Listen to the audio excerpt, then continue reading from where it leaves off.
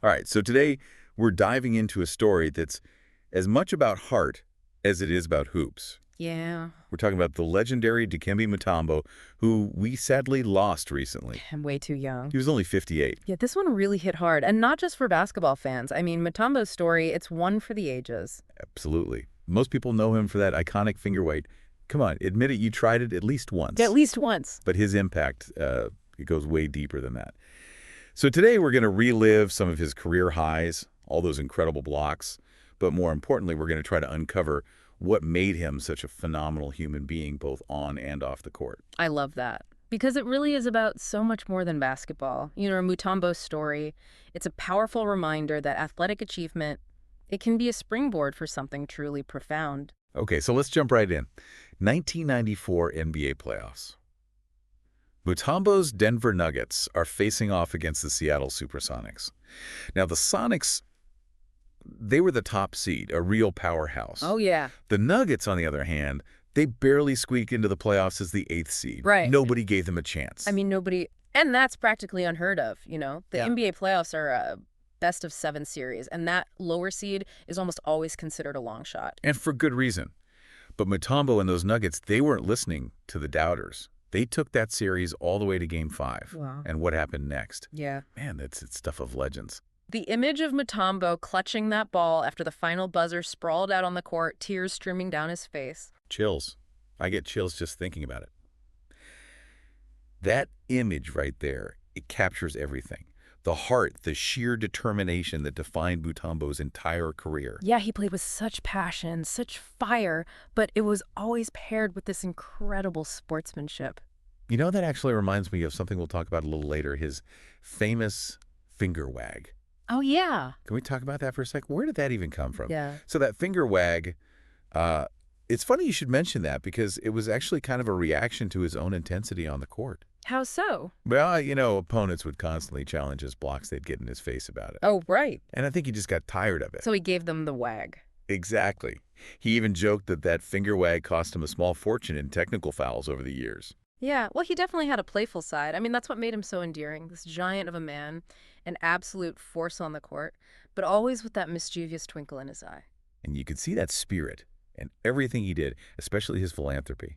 Mm. And we got to talk about this because this is where Mutombo's story, it transcends sports. Yeah, 100%. And this wasn't just a case of, like, lending his name to a cause and calling it a day. This was about something much deeper.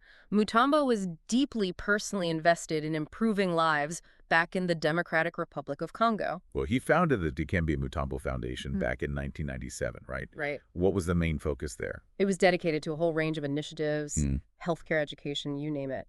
But the crown jewel, the thing that really stands out, it has to be the Biamba Marie Mutombo Hospital in Kinshasa. A hospital he built. Yes. And this wasn't just like writing a check and stepping aside. He spearheaded this whole project. 170-bed state-of-the-art facilities. I mean, it's amazing. That's incredible. It's treated almost 500,000 people since it opened. And get this, they provide care regardless of a patient's ability to pay. So now that's what I'm talking about. Actions speak louder than words, right? I mean, it's one thing to be a phenomenal athlete, but to use that success to make a real, tangible difference in the world, that's what I call impact. Totally. And it wasn't just Congo. Mutombo became the NBA's first global ambassador in 2009. He traveled the world advocating for healthcare, education, social justice. I mean, he did it all. He was a true global icon. It's really amazing to think about his journey. This kid who started playing basketball in his late teens goes on to become one of the greatest defensive players in NBA history and then dedicates his life to making the world a better place. It's incredibly inspiring. And his story proves that with enough dedication and a whole lot of heart, one person really can change the world.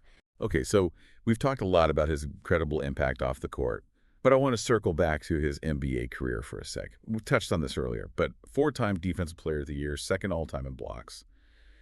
What do you think was his secret sauce? How did he dominate the game the way he did?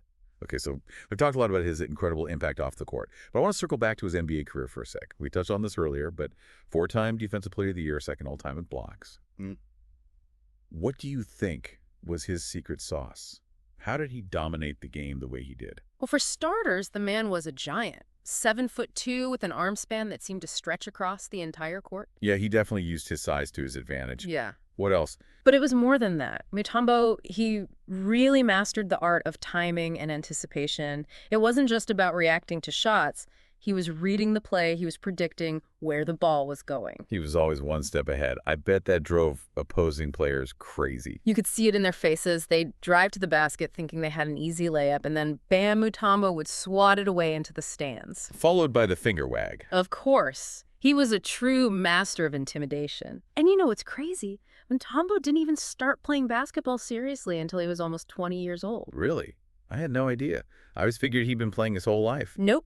He actually went to Georgetown University on a scholarship to study medicine. Wow. But the coach of the Hoyas basketball team, he saw this giant guy walking around campus and convinced him to give basketball a shot. Talk about a life-changing moment. Ah, right.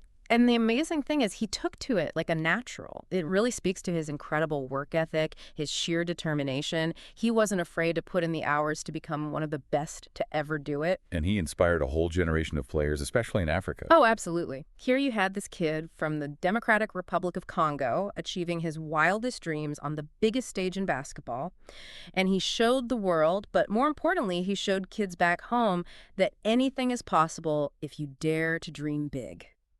It's a powerful message, and his story really highlights that. It's about more than just basketball. It's about dedication, perseverance, and using your platform to make a difference in the world. You said it. Dikembe Mutombo's legacy is going to continue to inspire people for generations to come, both on and off the court. He was one of a kind, a shot-blocking, finger-wagging, hospital-building legend. We'll miss you, Deke. Thanks for listening, everybody.